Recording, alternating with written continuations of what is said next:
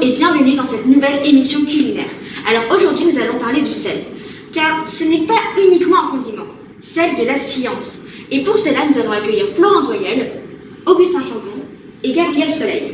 Mais en quoi sel de la science? Eh bien, suivez-moi. Eh bien, lorsque l'on pose des grains de sel sur une plaque chauffante à 300 degrés, ces grains de sel frémissent et se mettent à sauter. C'est étrange en effet. Et vous savez pourquoi? En d'autres termes, est-ce que vous avez réussi à faire parler ces grains de sel? Eh bien, en réalité, assez difficilement. Nous avons formulé plusieurs hypothèses, dont la première, nous avons pensé que le sel contenait de l'eau et que c'était l'évaporation de cette eau qui causait l'apparition du saut du sel. Et alors, est-ce le cas? Eh bien, pour le savoir, nous les avons pesés avant et après le saut. Et nous nous sommes rendus compte qu'après le saut, ils avaient perdu une partie de leur masse. Mais comment faire pour savoir s'il s'agit d'eau perdue? Eh bien, voyez-vous, nous avons pris des grains de sel, nous les avons broyés, puis nous les avons mis en contact avec du sulfate de cuivre anhydre. Et il ne s'est rien passé. Eh bien, pour en être sûr, nous avons fait chauffer doucement nos grains de sel à une température d'une centaine de degrés. Nous les avons mis sous une cloche à vide. Nous les avons mis en présence d'un déshumidificateur, puis nous avons à nouveau fait chauffer et ils ont sauté. Nous avons donc définitivement éliminé cette hypothèse de l'eau. Alors là, clairement, on peut dire que votre hypothèse de l'eau tombe à l'eau. Mais comment est-ce que vous avez poursuivi vos recherches? Est-ce que vous avez d'autres pistes? Et tout à fait, Sophie. Nous avons reproduit la même expérience, mais avec des cristaux de composition différente. Nous avons donc fait chauffer des cristaux de KCl que nous avons posés sur la plaque et il s'avère qu'ils sautent également. Alors, serait-ce le chlore qui est responsable ou alors la structure? Car, sans vouloir mettre mon grain de sel, il me semble que le NaCl et le KCl ont la même structure cristalline, non? Oui, vous avez entièrement raison. C'est donc pour ça que nous avons fait nos expériences avec différents types de cristaux, avec différents composants et différentes mailles cristallines. Mais nous nous sommes rendus compte que peu importe ses composants ou sa maille cristalline, le grain de sel saute dans tous les cas. Une nouvelle piste qui n'aboutit à rien? Mais dites donc, ce sel lui vous résiste quand même très bien. C'est vrai.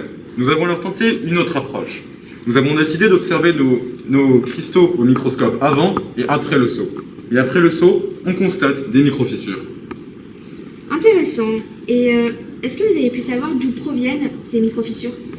Pas dans un premier temps, car les cristaux étaient plutôt irréguliers. Alors nous avons arrêté de travailler avec ces cristaux commerciaux pour faire cristalliser nos propres cristaux de sel. Et les observations que nous avons faites en les faisant sauter sont plutôt impressionnantes, puisque en plus de sauter, ils se séparent complètement, et ce à des températures plutôt basses, aux alentours de la centaine de degrés Celsius. Alors là, c'est effectivement très surprenant. Et qu'est-ce que vous avez pu déduire de tout cela? Eh bien, première chose, après la rupture du sel, nous avons pu récupérer ces deux morceaux pour les recomposer un petit peu comme un puzzle. Puis ici, il nous semble assez clair que ces grains se sont rompus au niveau de la jonction entre deux blocs. Du coup, nous pensons que les grains sont composés de différents blocs microscopiques monocristallins. Et ce grain, en fait, en le chauffant, pourrait le dilater, et cette dilatation varie en fonction de l'orientation de ces mailles cristallines. Mais vous avez pu vérifier cette hypothèse? Eh bien, nous sommes en bonne voie. Déjà, on peut déduire de cette relation que lorsque nos grains de sel se dilatent, leur volume peut augmenter de l'ordre de 2%. Et ce n'est pas rien, car il n'est pas évident que, par ailleurs, les grains de sel puissent être suffisamment compressibles pour que les blocs résistent à cette dilatation. En effet, votre enquête est vraiment passionnante. Mais il y a toujours quelque chose qui m'intrigue. Pourquoi votre grain de sel se brise, et de surcroît, à des températures relativement faibles? Eh bien, Sophie, décidément, vous posez les bonnes questions. Mais en effet, c'est étrange, et c'est pourquoi nous avons décidé de chercher les différences entre nos cristaux et les cristaux de sel commerciaux. Et est-ce que vous en avez trouvé? Eh bien oui, en faisant un dosage conductimétrique des solutions salées, nous sommes rendus compte que notre sel, ayant pourtant une forme géométrique beaucoup plus régulière que le sel commercial, a un taux d'impureté bien supérieur.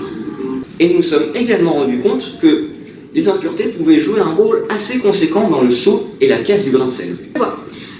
Encore de belles expériences à venir pour répondre à cette question. Encore merci pour ces explications scientifico-culinaires. Et quant à nous, nous nous retrouvons pour un prochain numéro la semaine prochaine.